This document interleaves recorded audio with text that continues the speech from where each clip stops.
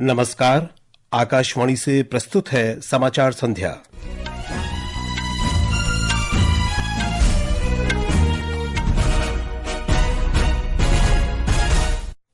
प्रधानमंत्री नरेंद्र मोदी मॉरिशस का सर्वोच्च राष्ट्रीय पुरस्कार पाने वाले पहले भारतीय बने।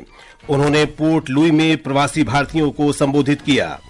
मॉर्गन स्टेनली की रिपोर्ट के अनुसार वैश्विक व्यापार तनाव के बावजूद आर्थिक वृद्धि की दृष्टि से भारत एशिया महाद्वीप में सबसे बेहतर स्थिति में।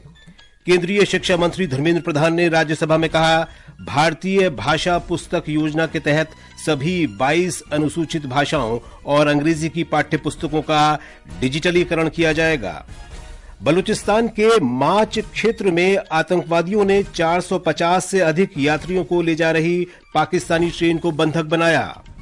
विश्व पैरा एथलेटिक्स ग्रां प्री का नई दिल्ली में शुभारंभ हुआ और महिला प्रीमियर क्रिकेट लीग में मुंबई में रॉयल चैलेंजर्स बेंगलुरु और मुंबई इंडियंस के बीच अंतिम लीग मैच जारी।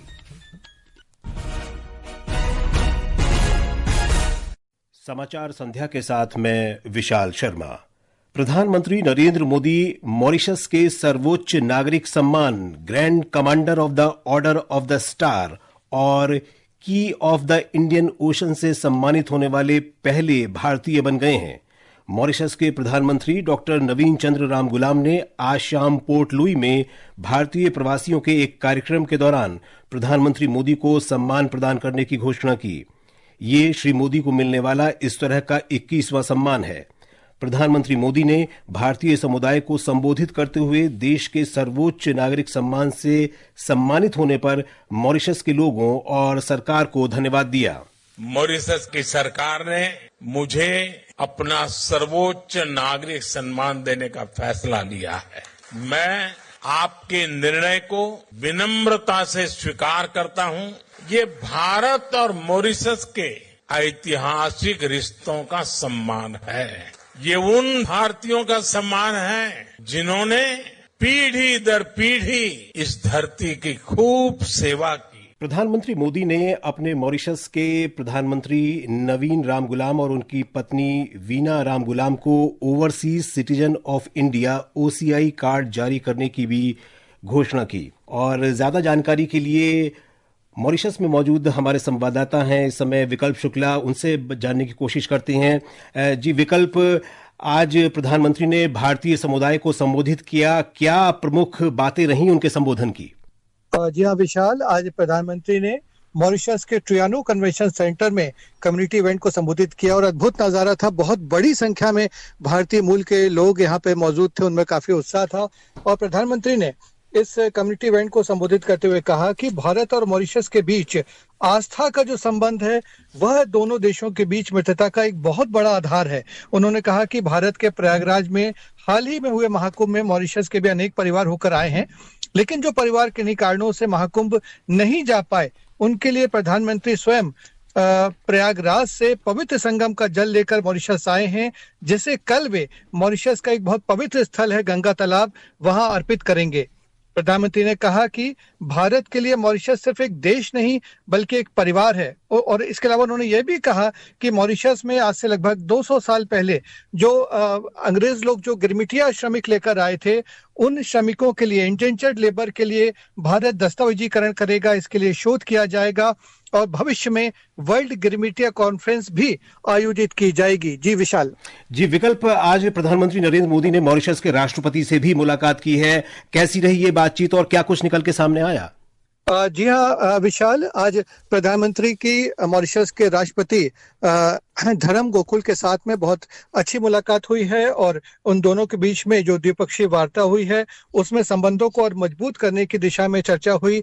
और इस अवसर पर प्रधानमंत्री ने मॉरिशस के राष्ट्रपति धर्म गोकुल को जो संगम का पवित्र जल है वह भेंट किया। इसके अलावा उन्हें बिहार का जो मखाना है वह भी प्रधानमंत्री ने मॉरिशस के राष्ट्रपति को भेंट किया है।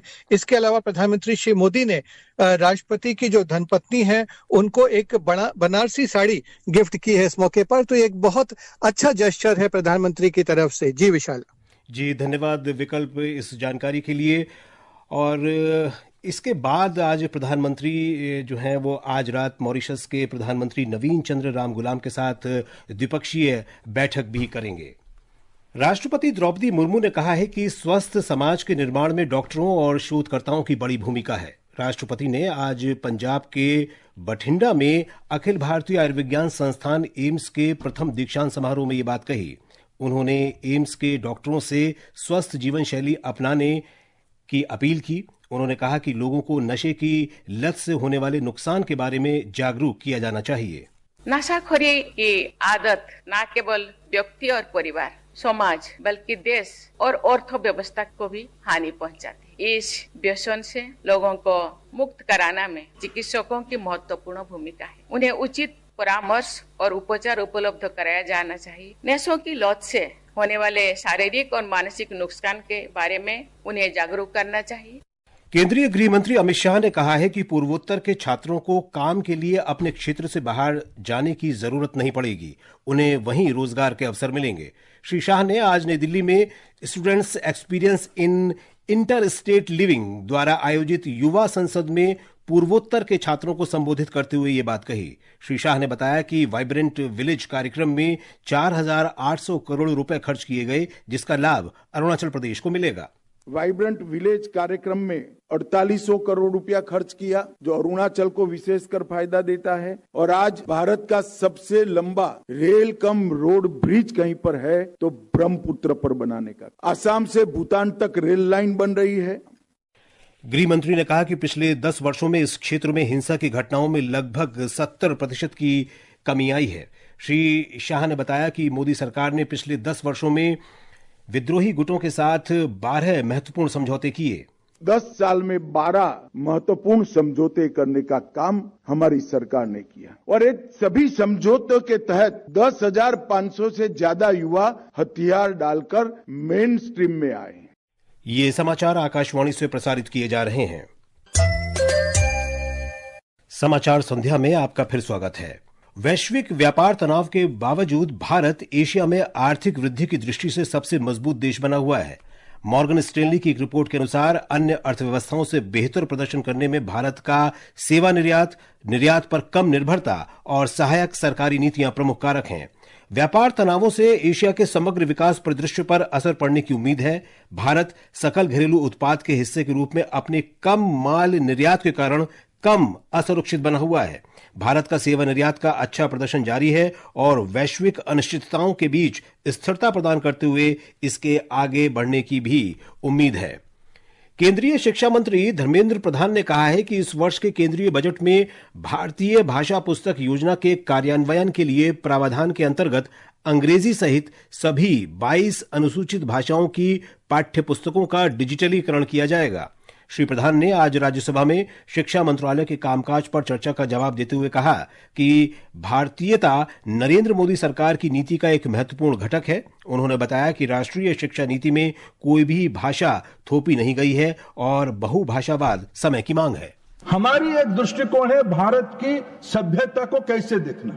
भारतीयता के ऊपर हमारी एक नाज है, भारतीय भाषाओं के ऊपर हमारी नाज है। इसलिए इस बार की बजट में भारतीय भाषा पुस्तक योजना, भारत में 22 शेड्यूल लैंग्वेज है, उसके ऊपर इंग्लिश भी है 23। भारत की 22 शेड्यूल लैंग्वेज में कम से कम 1000 पाठ्य पुस्तक 22 भाषाओं में। शायद तमिलनाडु की मैथमेटिक्स की पुस्तक आसाम के विद्यार्थियों को काम आएगा। शायद पंजाब की लिटरेचर की कोई विषय शायद उड़ीसा में इंस्पायर करेगा। शायद उड़ीसा की कोई पाठ्य पुस्तक गुजरात को इंस्पायर करेगा। श्री प्रधान ने बताया कि इस वर्ष केंद्रीय बजट में शिक्षा के लिए 1,28,000 करोड़ रुपए से अधिक का आवंटन किया गया है, जो पिछले वर्ष की तुलना में 6.22% अधिक है। पाकिस्तान में पेशावर क्वेटा जाफर एक्सप्रेस पर आज बलूचिस्तान के माच क्षेत्र में सशस्त्र आतंकवादियों ने हमला कर उसे अपने कब्जे में कर लिया, जिसमें कम से कम 6 सैन्यकर्मी मारे गए और 450 से अधिक यात्रियों को बंधक बना लिया गया। एक रिपोर्ट। बलूचिस्तान सरकार के प्रवक्ता शाहिद रिंड के हवाले से मीडिया ने बताया कि ये रेलगाड़ी बलूचिस्तान के क्वेटा से पेशावर जा रही थी। इस दौरान इस पर गोलीबारी शुरू हुई, जिसके बाद रेलगाड़ी पटरी से उतर गई। मीडिया के अनुसार महिलाओं और बच्चों सहित सैकड़ों यात्रियों को आतंकवादियों ने बंदी बना लिया। इस क्षेत्र में सक्रिय अलगाववादी गुट बलूच लिबरेशन आर्मी ने इस हमले की जिम्मेदारी ली है। BLA ने पाकिस्तान को चेतावनी देते हुए कहा कि अगर सरकार इस हमले के खिलाफ कार्रवाई करती है तो इस तरह की गतिविधियां और बढ़ जाएंगी। स्थानीय मीडिया के अनुसार अधिकारियों ने इस हमले की जांच शुरू कर दी है। समाचार कक्ष से सरफिरोजी। ये समाचार हमारी वेबसाइट www.newsonair.gov.in और हमारे न्यूज ऑन AIR ऐप पर भी उपलब्ध हैं। विश्व पैरा एथलेटिक्स ग्रां प्री प्रतियोगिता आज से नई दिल्ली के जवाहरलाल नेहरू स्टेडियम में शुरू हो गई। 3 दिन की प्रतियोगिता में 20 देशों के कुल 250 पैरा एथलीट शामिल हो रहे हैं। इनमें 145 भारतीय और 105 अंतर्राष्ट्रीय खिलाड़ी शामिल हैं। ये सभी 90 खेल प्रतियोगिताओं में शामिल हो रहे हैं। भारत पहली बार इतनी बड़ी पैरा एथलीट प्रतियोगिता की मेजबानी कर रहा है। भारतीय दल का नेतृत्व पेरिस पैरालंपिक्स 2024 के स्वर्ण पदक विजेता प्रवीण कुमार, नवदीप सिंह और धर्मवीर कर रहे हैं। मुंबई में महिला प्रीमियर लीग क्रिकेट के अंतिम लीग मैच में मुंबई इंडियंस के साथ मैच में रॉयल चैलेंजर्स बेंगलुरु ने ताजा समाचार मिलने तक 19 ओवर में 3 विकेट पर 178 रन बना लिए हैं। मुंबई ने टॉस जीतकर पहले गेंदबाजी करने का फैसला किया। और अब अंत में मुख्य समाचार एक बार फिर। प्रधानमंत्री नरेंद्र मोदी मॉरिशस के सर्वोच्च राष्ट्रीय सम्मान पाने वाले पहले भारतीय बने। उन्होंने पोर्ट लुई में प्रवासी भारतीयों को संबोधित किया। मॉर्गन स्टैनली की रिपोर्ट के अनुसार वैश्विक व्यापार तनाव के बावजूद आर्थिक वृद्धि की दृष्टि से भारत एशिया महाद्वीप में सबसे बेहतर स्थिति में। केंद्रीय शिक्षा मंत्री धर्मेंद्र प्रधान ने कहा, भारतीय भाषा पुस्तक योजना के तहत सभी 22 अनुसूचित भाषाओं और अंग्रेजी की पाठ्यपुस्तकों का डिजिटलीकरण किया जाएगा। बलूचिस्तान के माच क्षेत्र में आतंकवादियों ने 450 से अधिक यात्रियों को ले जा रही पाकिस्तानी ट्रेन को बंधक बनाया। विश्व पैरा एथलेटिक्स ग्रां प्री का नई दिल्ली में शुभारंभ हुआ और महिला प्रीमियर क्रिकेट लीग में मुंबई में रॉयल चैलेंजर्स बेंगलुरु और मुंबई इंडियंस के बीच अंतिम लीग मैच जारी। इसके साथ ही समाचार संध्या का ये अंक समाप्त हुआ। नमस्कार।